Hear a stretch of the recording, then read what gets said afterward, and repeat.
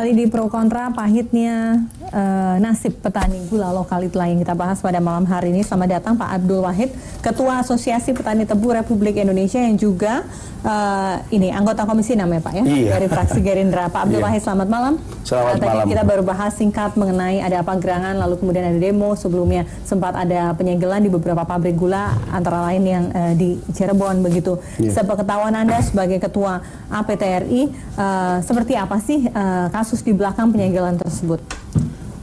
Begini, jadi sebenarnya kasus pergulaan ini dari mulai giling tahun 2017, sejak bulan Mei, ini sudah masalah. Nah, karena sudah masalah begini, persoalannya yang pertama adalah PPN 10%. Petani ini sebelumnya belum pernah ada kena PPN. Nah, sedangkan PPN gula ini berlaku tahun 2015. Itu kan undang-undang ya. Tapi giling tahun 2016 nggak dikenakan PPN. Terus 2017 ini tahunnya kena PPN. Oke lah, petani masih dapat harga di awal giling itu 12.500. Nah, tapi petani tetap nggak mau kena PPN. Nah, pedagang mau beli dengan istilah Anda titipkan PPN 10% di PTP, di PTP. Iya. Nah, terus PTP mau iya. Sampai di bulan Juni dan Juli itu turun, Mbak, turun menjadi 11.000, ya kan? PPN harga lelang turun lagi 11.000. Terus di bulan Juli turun lagi tinggal 10.000. Kena PPN lagi, mau di bulan Agustus ini harga tinggal 92 dipotong PPN. Jadi harga itu adalah harga eceran harga lelang, harga lelang istilahnya yang dibeli dari petani dibeli oleh pedagang. Dalam hal ini pedagang-pedagang itu tidak menanyakan masalah SNI ya. Terus akhirnya karena SK Menteri Perdagangan kaitannya dengan HPP itu 9.100, apabila harga tahun 2016 ya, itu keluarkan HPP 9.100. Tapi tahun 2017 Menteri Perdagangan nggak keluarkan HPP, artinya masih ngikuti 2016. Nah, di situ 2017, oke 9.100. Apabila harga di bawah 9.100 ini tidak laku, di bawah itu pemerintah akan beli kan, karena tanggung jawab Menteri Perdagangan keluarkan HPP, harga pokok produksi kan itu. Melalui Bulog. Akhirnya Menteri Perdagangan, akhirnya harga itu 92 dipotong PPN, akhirnya pendapatan petani di bawah 9.000. Bulog lah saya minta untuk beli. Nah, Bulog saya minta untuk beli tanggal 14 terjadilah tanggal 15 mendapatkan satu pertemuan, karena Bulog beli itu harus dapat tugas dari Menko. Ini antara Komisi 6 dengan Bulog ya? Bukan. Ini negosiasi asosiasi dengan Menko. Ya. Akhirnya Menko mendatarkan rapat terbatas Menteri Keuangan, Menteri Perdagangan, Menteri Pertanian, sama Menteri Keuangan, Menko di situ kumpul sama Bulog.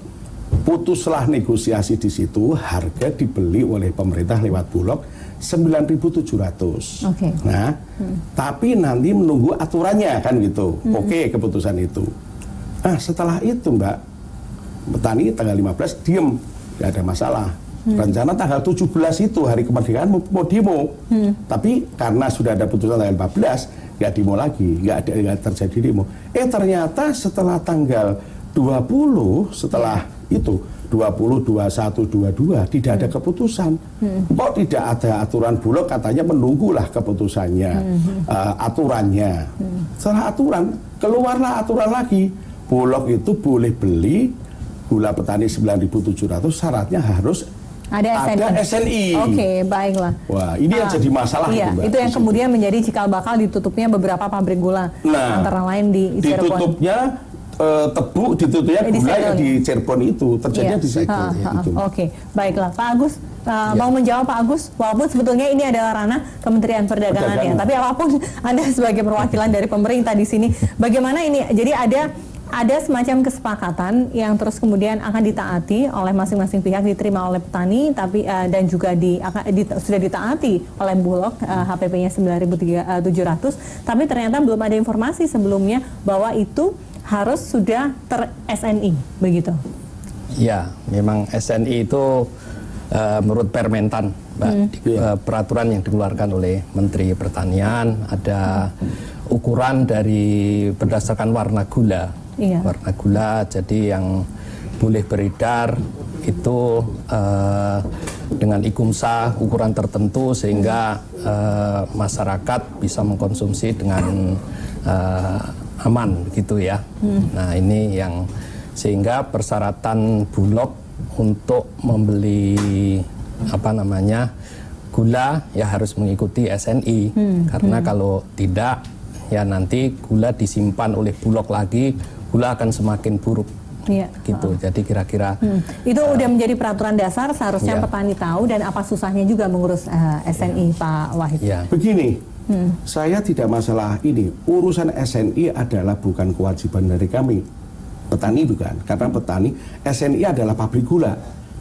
Pabrik petani itu kirim tebu ke pabrik gula, diolah menjadi gula, jadi digiling menjadi gula, itu adalah ranahnya di pabrik gula, di PTP. Harusnya PTP ini mengolah tebu menjadi gula, yang gula berdasarkan SCI. Persoalannya, Mbak, ini persoalannya karena ini nyambung saya di Komisi 6. Pemerintah itu sampai sekarang dalam revitalisasi untuk pabrik gula itu tidak ada. Jadi pabrik gula ini kenapa membuat gula yang warnanya IKUMSA-nya sampai 200 sampai 300, yang warnanya agak ke coklat-coklatan. Justru ini memang disetting Belanda seperti itu.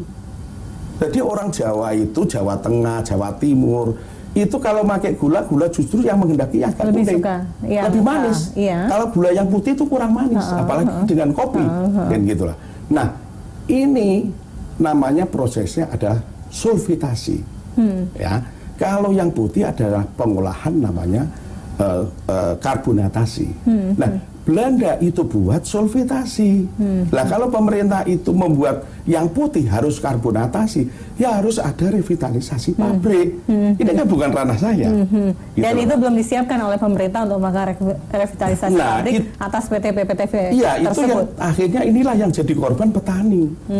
Gitu loh. Ya Pak Viva ya. Dan petani dalam hal ini akhirnya tanggung jawab untuk melakukan SNI itu tidak di pabrik gula, tapi justru kepada petani, seperti itu. Jadi seperti SNI semestinya oleh Kementerian Pertanian tahun 2015 itu harus disosialisasi dulu.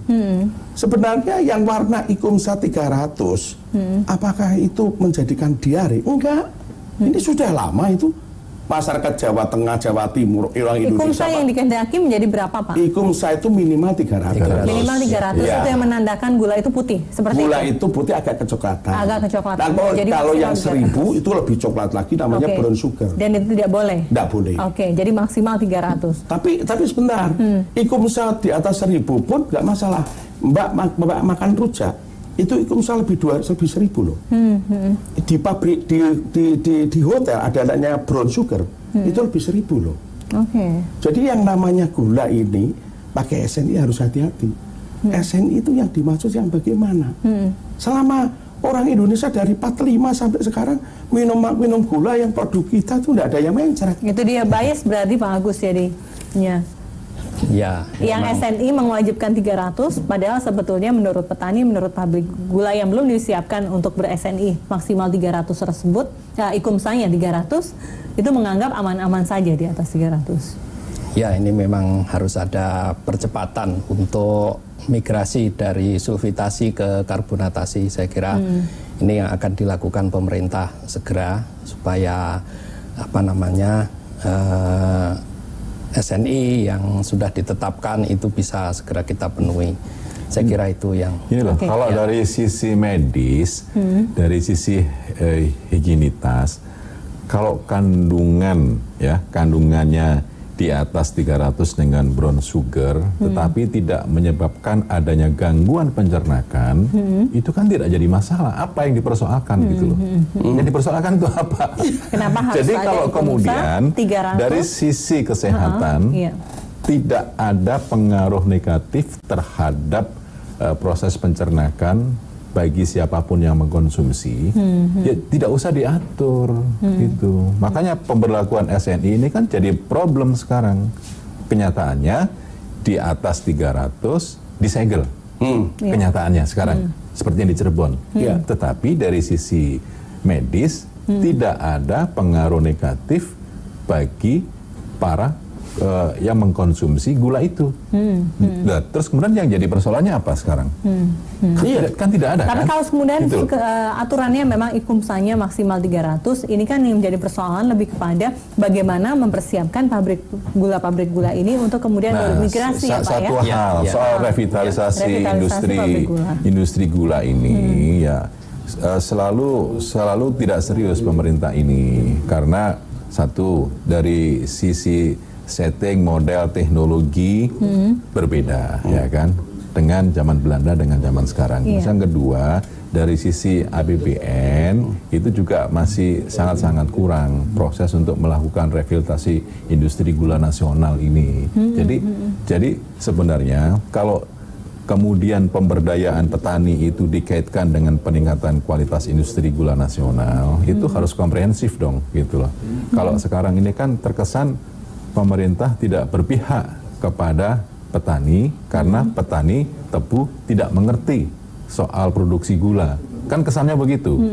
Padahal sejak tahun bapak ibu saya dulu mengkonsumsi gula dengan warna yang agak coklat itu, saya rasa tidak jadi masalah gitu. Jadi kalau kemudian sekarang yang diberlakukan tuh berdasarkan permentan soal SNI, karena model teknologinya berbeda, saya rasa kita harus komunikasi ya, mengundang lagi dari Komisi 6, Komisi 4 dengan pihak Kementan, dengan pihak BUMN untuk lebih memperjelas. Jadi prinsipnya bahwa petani tebu itu jangan disalahkan. Petani tebu itu harus sesuai dengan Undang-Undang Pangan, harus diberdayakan dan dilindungi, gitu loh. Iya, itu kan sebetulnya janji dari pemerintah, salah satu nawacitanya bahkan. Kita akan kembali saat lagi, tetaplah bersama kami.